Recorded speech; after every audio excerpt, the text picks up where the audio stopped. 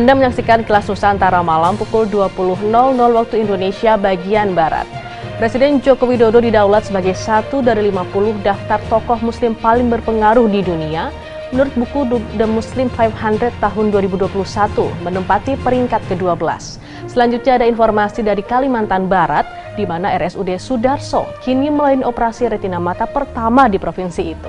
Dilanjutkan warta dari prosesi pemakaman Wakasat Legend Herman Asaribab yang pada siang tadi telah tiba di Jayapura, Papua dan dimakamkan di TMP Kusuma Trikora Waena, Jayapura. Pemirsa, berikut video selengkapnya.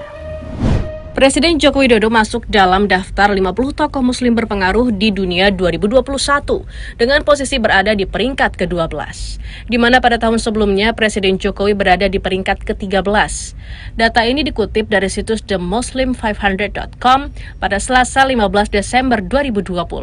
Daftar 500 muslim dunia paling berpengaruh tersebut diterbitkan oleh The Royal Islamic Strategic Study Center yang merumuskan bahwa muslim berpengaruh adalah mereka yang menimbulkan dampak terhadap dunia muslim. Selain Presiden Jokowi, terdapat 2 orang Indonesia lainnya yang turut masuk dalam daftar 50 tokoh muslim berpengaruh, yakni Ketua Umum PBNU Kiai Haji Said Akil Siroj dan ulama anggota One Team Press Habib Lutfi bin Yahya. Sementara urutan pertama ditempati Presiden Turki Recep Tayyip Erdogan, posisi kedua yaitu Raja Arab Saudi Raja Salman bin Abdul Aziz, sementara posisi ketiga yakni pemimpin tertinggi Iran Ayatollah Haj Sayyid Ali Khamenei. Tim kantor Berita Antara mewartakan.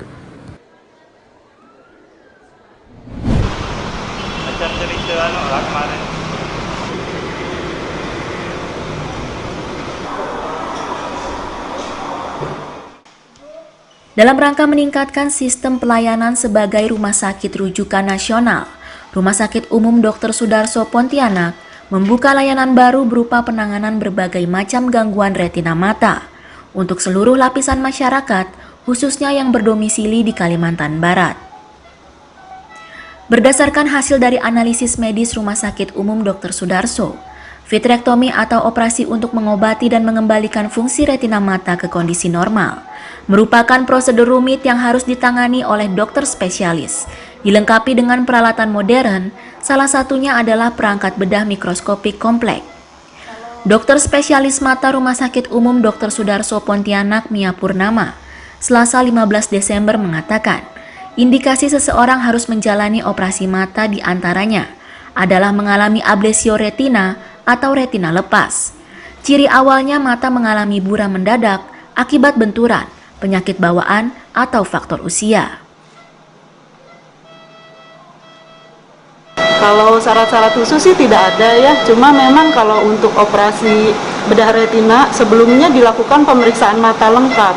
Nah, untuk pemeriksaan mata lengkap ini ada diperlukan misalnya tiap kasus tuh berbeda-beda. Misalnya untuk perdarahan vitreus itu kita harus USG dulu. Dengan adanya tenaga ahli dan peralatannya, kita melakukan operasi retina.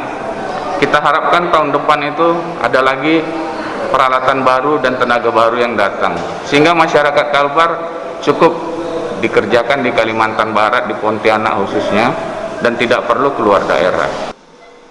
Mia Purnama menambahkan, vitrektomi memiliki tingkat keberhasilan yang tinggi. Sebagian besar pasien akan mengalami peningkatan penglihatan yang signifikan.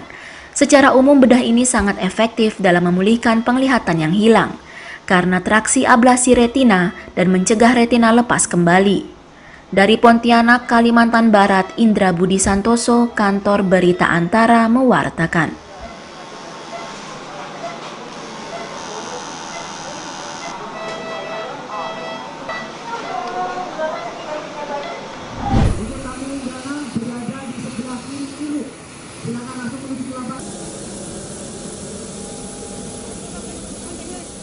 Tiba di Bandar Udara Thais Hio Elwai Sentani Jayapura, Papua pada 15 Desember pagi dengan menggunakan pesawat Garuda GA650 dari Jakarta.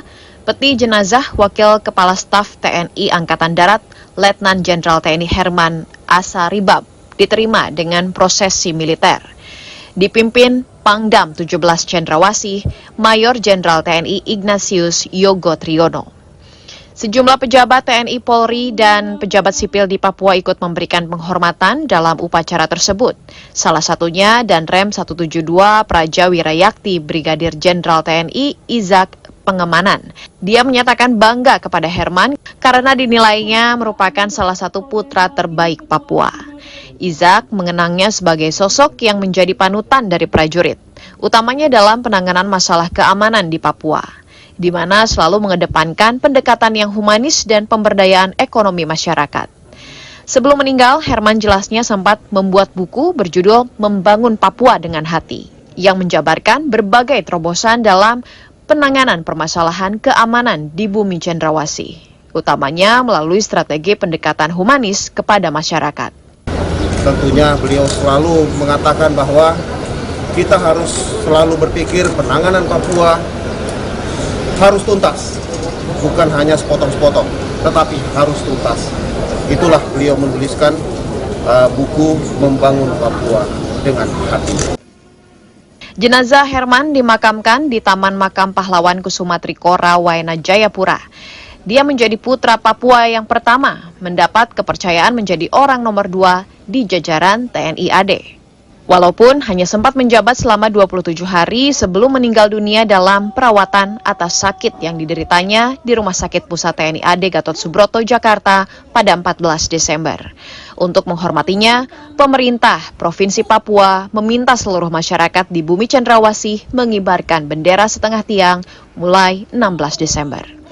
Dari Jayapura, Papua, Laksama Hendra, Kantor Berita Antara mewartakan.